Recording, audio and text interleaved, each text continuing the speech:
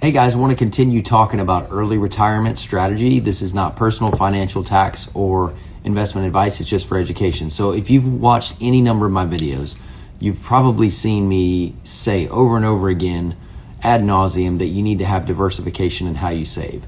This could not be more important for someone who is early retiring, meaning I can't think of a case where it matters more than someone who says, I want to go at 50, 55, 57, whatever it may be. You need to have multiple areas or buckets of saving. So I want to talk about probably the most important one, and that's the brokerage account. So that's going to be an account that you fund after tax. It's not going to be offered through an employment program. It's something you open up on your own.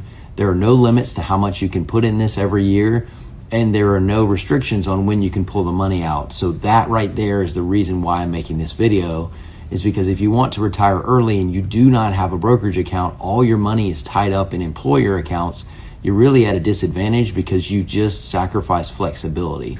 So the great thing about this is when you fund this type of account, unlike a traditional IRA or 401k, when you go to retire, that money is usually tax deferred if you put it in on a pre-tax basis. But if you use a brokerage account, everything is after tax, meaning you get paid, you have money in your bank account, and you decide to put it into your brokerage account every month, and it grows.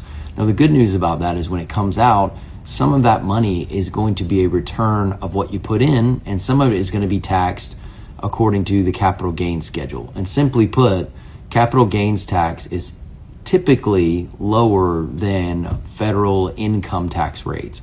So it's usually taxed for most people at 0 or 15%.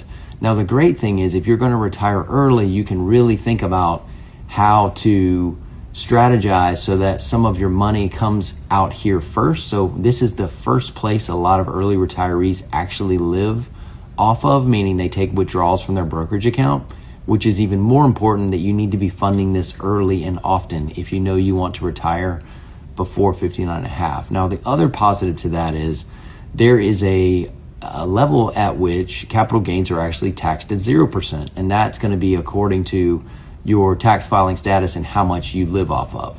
So I want you to take away from this video that the brokerage account is a must for an early retiree to have the flexibility that you need to pull the withdrawals when you need them and how you need them in early retirement.